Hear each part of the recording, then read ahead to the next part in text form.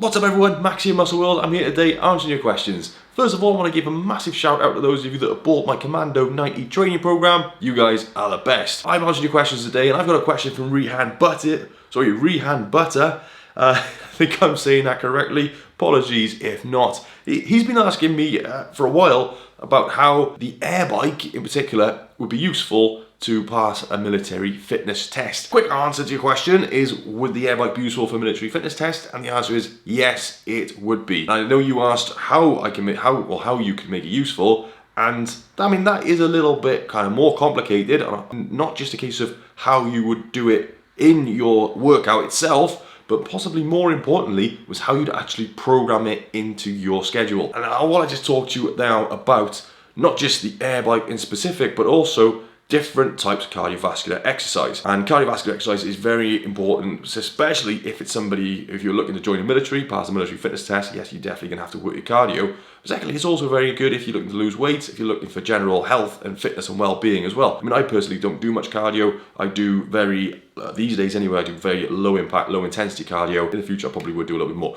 If I was looking to do cardio, and I was gonna get a cardio machine, the only one I would buy would be an air bike. And the reason why is because they're quite compact and you can do low intensity, high intensity. But there are different types of cardiovascular training that you need to look at when you are programming your training. Low impact, high intensity, and low intensity. High impact training would be running, because you've got high impact on the joints and on the body. Low impact training could be something like walking, swimming, cycling. And then high intensity training will basically be how hard are you doing that level of training. So you could do a low impact, high intensity training, or high impact, high intensity training. The low intensity training would be the same again, but it would be kind of tapered down. So a steady state style cardio, like you could take walking, which is a low impact exercise, and it's also low intensity exercise, or you could run at a slow pace, so that would be a high impact, but then a low intensity training. If you built your entire training program around high impact, high intensity training, yeah, your fitness will probably increase. Well, it would increase quite quickly, but also the risk of injury will increase as well significantly as you go. The long-term effects of it will also be prevalent. So you might find that it's all well and good while you're young, in your teens, early 20s, but doing this style of training as you get older will have a knock-on effect on the body if you do it consistently. So to enable you to not have so many injuries, not pick up injuries, because if you do pick up an injury, you're gonna have to slow down your training, or even stop your training for a period of time and then come back to it, which means over a longer period of time, you're not gonna get as fit. When I originally went to join the Marines, yeah, I got super fit, but I just did high impact, high intensity training, and that was it. And guess what? I ended up with shin splints, which caused me a lot of problems later on. So if you want to be intelligent with how you are programming your training, then firstly, either go and speak to a trainer and say, look, you want to program it, you've got all these bits of equipment, and you tell them what you've got access to, or you could do it yourself, but you need to make sure you're alternating between high impact and low impact training to make sure your body has a chance to recover. Now, like I always say, yeah, hill sprints, best thing going. Hill sprints are high impact, high intensity, so you're going to get real fit real quick from doing them, but we couldn't do hill sprints every day. You need to also mix up high intensity and lower intensity exercises. You're working different systems. So for example, if your training program is looking like on a Monday you're going to go for a long run, 7-8 miles or whatever, and then day 2 you want to put some cardiovascular training in, your options are quite limited if you're just doing running. So you're not going to go for another run unless you're an ultra runner. But for military training specifically, ideally you wouldn't want to go for another run. On the Monday then you did a high impact, low intensity workout, steady state. The next day you think, well, I'm going to put that up a little bit and do a high intensity workout. So hill sprints could be an option. Circuit training could be an option. These again are high impact. What if you looked at something like a bike or even an air bike? That means you could do a high intensity workout but low impact. So that is where you could schedule this machine in.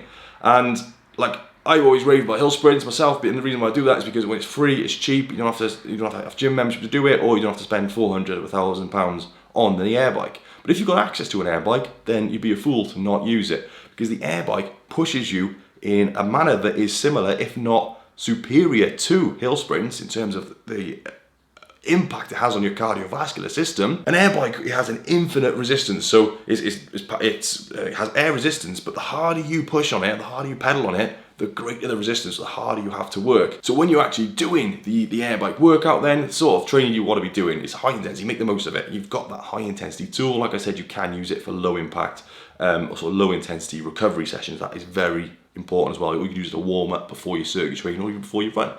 So you could put it together as part of a circuit where you were really doing maximal effort, maximal pushing, or if you just want to do a series of high intensity intervals on the air bike. Some people, they like to work on, say, set times. So like for me, for example, I like set times. I like to be like, I'm going to work hard now, 10 seconds, I go as hard as I can for 10 seconds.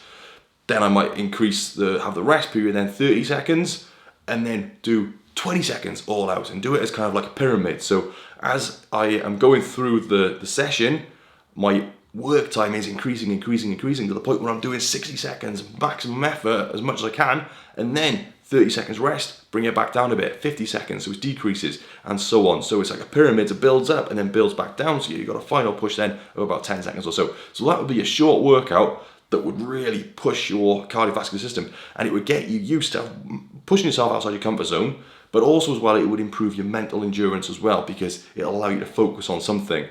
Other people like to use set targets such as calories, so they burn X amount of calories in a certain amount of time. If that works for you, do it that way. There's no kind of this way works better than the other. It's what works for you. Individuals have different kind of ways of doing it, which is why I like hill sprints, because when I like to focus on that point, so I can say, right, I'm just going to run to that point there, and I can go all out till I reach that point. So I've got that physical marker. Another option you could use for your cardiovascular training could be prowler pushes, sled pushes. Both equally good and provide a similar level of cardiovascular training. I wouldn't say do the air bike instead of running or instead of sprints, because you still want to have that ability to run, and still your body still wants to do that movement. And also as well, we still want to do the high impact training, because your bones will strengthen as long as you are doing it in a kind of progressive and controlled manner. Anyway, hope you find this information helpful. So the air bike is certainly a real good cardiovascular tool for you to improve your fitness and also get really good times on the military fitness tests, especially when structured into a complete training program. With a military fitness test, they're usually around about 1.5 miles or 2 kilometers, depending on where you're going, and it is an all-out effort. So you are literally, you don't jog it, you don't pace it, you just go boom, flat out. And so that's where equipment like the air bike, where you're going flat out on it, you're really pushing yourself hard. Your body has to adapt to it, so your body gets used to being able to do that, and your lactate threshold will actually increase. The same with hill sprints, so you will get a similar effect on your cardiovascular system to hill sprints. So I would say, yeah, they will work hand in hand with your other types of training as well. The whole key is, whatever you do it consistently. There's no point just doing it once, like one workout here, one workout there. It needs to be day in, day out, week in, week out, over a period of time, so your body can actually adapt. Body does take a few weeks to adapt to training programs, in some cases a few months, depending on the style of training you're doing. Thank you very much for watching. All the best. See you soon. Bye bye.